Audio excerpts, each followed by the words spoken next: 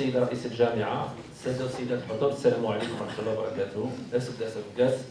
Donc, c'est un honneur pour moi de présenter un produit du secteur de l'enseignement supérieur et de la recherche scientifique.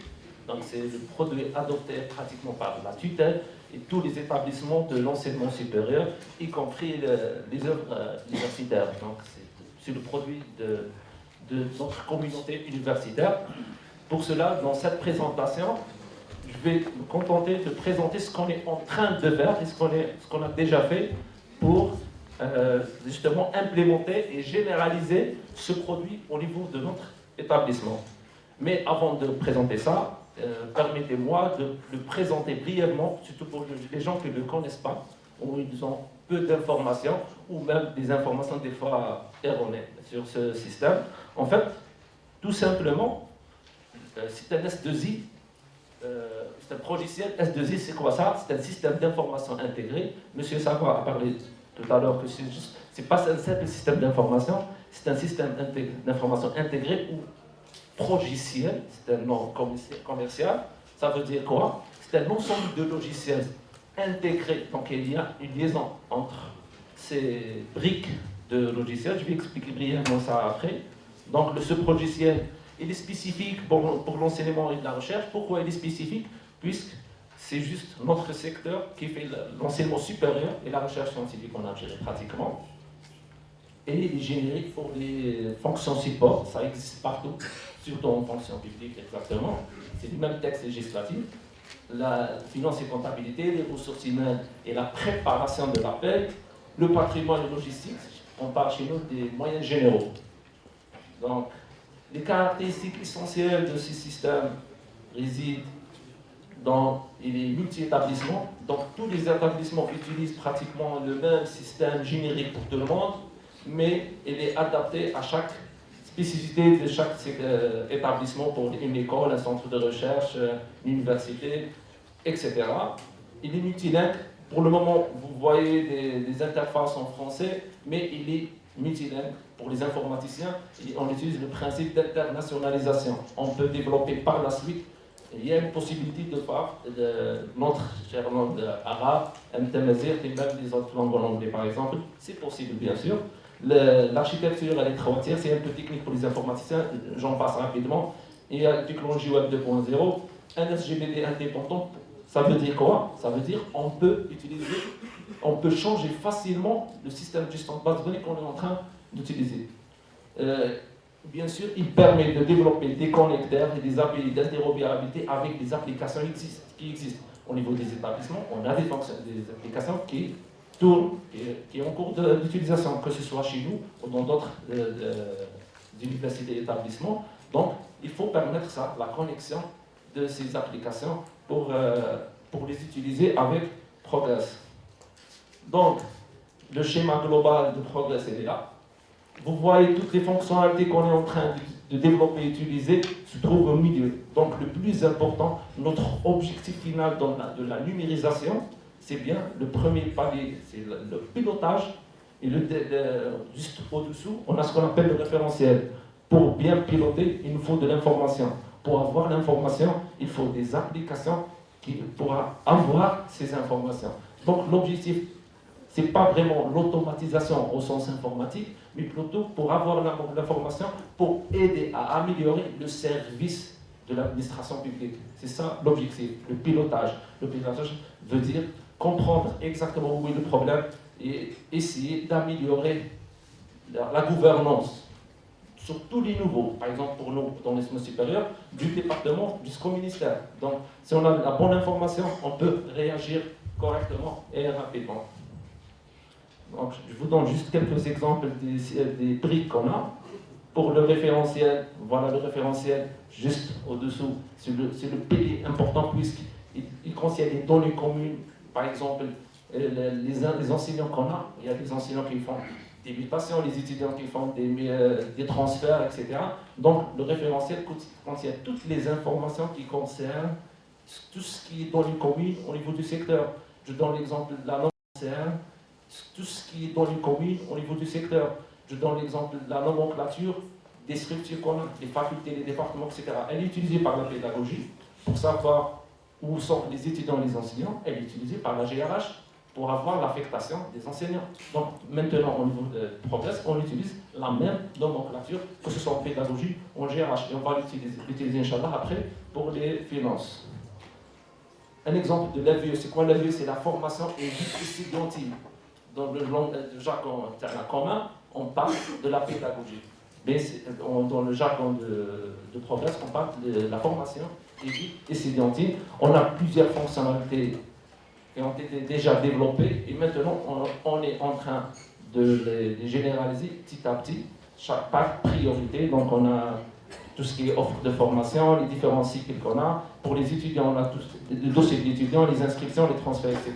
Et pour les enseignants, cette année, on va commencer l'utilisation de la charte d'enseignement, l'affectation de chaque enseignant aux différentes attentes pédagogiques. Encore un terme un peu spécifique pour le programme. Attente pédagogique veut dire cours, TD, etc. Bon, pour la GRH, on a compensé depuis un temps l'utilisation du système. On est maintenant beaucoup plus sur le dossier d'employé. On est en train d'avoir les bonnes informations correctes pour tout le personnel du secteur. Je parle de notre université. Cette semaine, on terminera, Inch'Allah, pratiquement au début de semaine, toutes les informations à jour de tous les employés. On est en train de travailler là-dessus. Et après, on passera aux différentes fonctionnalités, que ce soit la gestion de la carrière, les sanctions, le passage des échelons, etc. On a déjà fait des formations dans ce sens, on a testé ça. Il nous reste juste l'utilisation et la généralisation pour, bien sûr, la correction des anomalies qui existent. Bon, revenons. On a fait rapidement une petite présentation. Il reste, bon, bien sûr, notre brique, mais maintenant, le plus important qui est en train d'utiliser en utilisation, c'est ça, le référentiel, le GRH, la pédagogie, un petit peu les finances. Bien sûr, il y a d'autres briques en cours de finalisation. C'est bien le patrimoine, la recherche, etc. Mais pour nous, en tant qu'université pilote et un établissement comme les autres établissements, on a notre stratégie qui entre dans le cadre de la stratégie globale du secteur. Et Progress est au cœur de cette stratégie. En informatique, en tant que simple spécialiste dans les systèmes d'information, quand on parle d'un projet informatique, on parle de 4 dimensions. Ce n'est pas juste le développement d'un simple logiciel, il faut les applications, donc il faut développer les logiciels. C'est des logiciels. Pour nous, pour mettre en place Progress, on est en train de tester les différentes fonctionnalités développées, des fois en tant que site pilote avant les autres établissements, et après avec les autres établissements pour remonter les problèmes qui existent et les corriger par nos chers collègues au niveau du ministère. L'exploitation des fonctionnalités qui sont déjà développées, je vais citer après le détail, par exemple la gestion du concours de doctorat, les inscriptions des étudiants, les transferts, et j'en passe. Et bien sûr, au niveau de l'application, on ne va pas rester juste au niveau du Progress. Bien sûr, on a des ingénieurs compétents qui sont en train de développer de nouvelles fonctionnalités qui n'entrent pas dans le périmètre de Progress. Bien sûr, essayer de développer des connecteurs, c'est ce qu'on vise après, développer des connecteurs pour lier ces applications aux applications qui existent au niveau de Progress.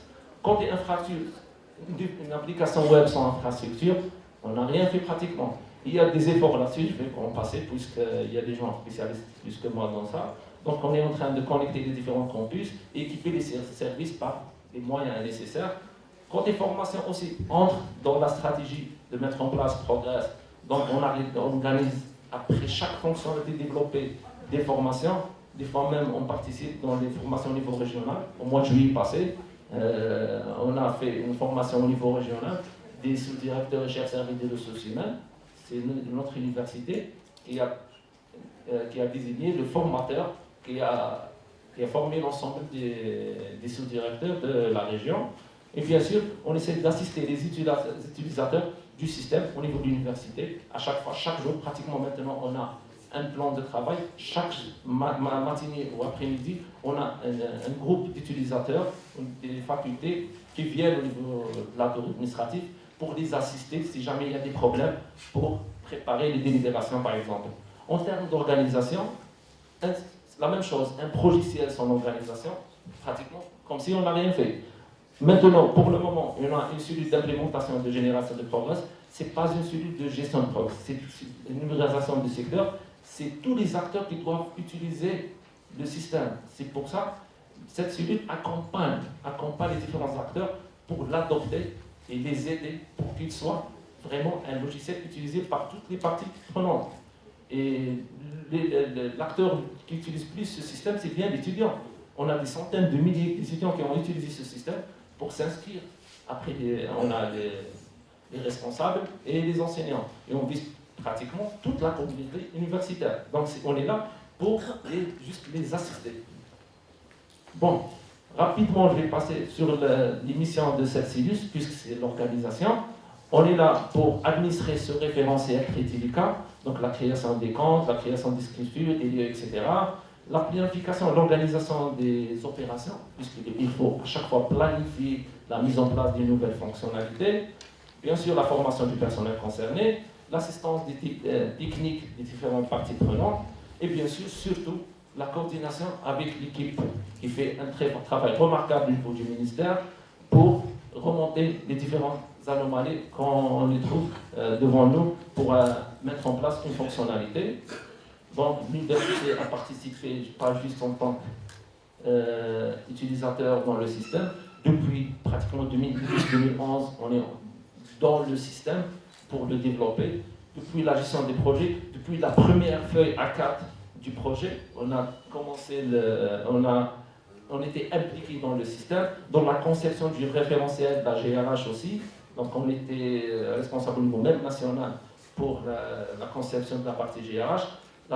L'élaboration de la PSSI, aussi on a un ingénieur qui a participé fortement dans l'élaboration de cette PSSI. On avait des développeurs dans l'équipe qui sont vraiment très calés dans ce sens. On fait des tests, bien sûr, en tant que site pilote et en tant qu'université comme les autres. Et bien sûr, on organise des formations au niveau local et même au niveau régional pour nos collègues des autres établissements. Bon, et d'autres, bien sûr, qu'on est en train de les remplir. Côté fonctionnalités en cours d'utilisation, donc ils sont déjà développés. Pratiquement, il n'y a pas beaucoup de problèmes dans ces applications. Il y a la gestion des inscriptions des nouveaux bacheliers, la gestion du transfert, la gestion des cours pédagogiques, planification des examens, on est déjà utilisé avant, la gestion des candidatures au master et au doctorat et la gestion des dossiers des employés. Donc, ces fonctionnalités sont en cours d'utilisation, entre autres, bien sûr, sont les plus importantes, on les considère comme les plus importantes. Fonctionnalités en cours de test, donc en cours vraiment de mise en place. Côté pédagogie, tout ce qui est en relation avec les délibérations. Et là, quand je parle de la pédagogie, c'est un système intégré. Il est en relation avec la GRH. On est en train de tester toutes les fonctionnalités. Mais en parallèle, il y a des informations très importantes de la GRH qui est liée à la vie. Je vous donne un exemple. Si on n'arrive pas à affecter tous les enseignants au département, l'enseignant ne peut pas avoir un compte pour mettre les notes. Donc c'est un système d'information intégré. Même pour les moyens généraux, le référentiel, si on n'a pas les différentes informations sur les salles, on ne peut pas programmer les examens. Donc tout est lié, vraiment tout est lié. Côté GFC, comme site pilote, donc le ministère n'a pas encore généralisé la partie gestion financière et comptable. On est en train de tester avec nos collègues du ministère pour généraliser cette partie GFC. On est dans la phase de préparation du budget. Donc on a pratiquement terminé cette phase pour passer à la mise en place du budget donc on est en coordination, peut-être les jours qui viennent, on va accélérer un peu le processus pour généraliser cette partie. Bon, après toutes ces années, depuis pratiquement 2010-2011, qu'on est en train de travailler sur ce programme, toute notre expérience allait au service du secteur pour aider le secteur et nous aider nous-mêmes à vraiment généraliser le système au niveau national. Donc, on est volontaire pour la mise en place d'un dispositif d'assistance technique au niveau régional, donc pour aider les différents acteurs du niveau régional, pour remonter la synthèse des problèmes rencontrés à la tutelle, donc une équipe au niveau central qui reçoit des appels téléphoniques et des emails de plus de 100 établissements universitaires n'est pas vraiment quelque chose de facile. Donc on peut faire une synthèse de différentes anomalies techniques, ce qu'on a fait déjà avant, ce qu'on fait officieusement maintenant, d'accord. D'ailleurs, la formation des informaticiens des établissements sur l'administration du référentiel humain pour les autres, on a déjà fait ça, l'année passée, le mois de juillet, on a fait une formation dans la gestion des ressources humaines. Et bien sûr, la formation. On est là pour aider à la formation du personnel des établissements sur l'utilisation des différentes fonctionnalités du système. Vous voyez là, à chaque fois, on revient vers la formation. C'est très important pour réussir ce système. Donc, je ne vais pas trop tarder pour laisser la main aux autres collègues pour présenter les autres produits de l'établissement. Et je vous remercie.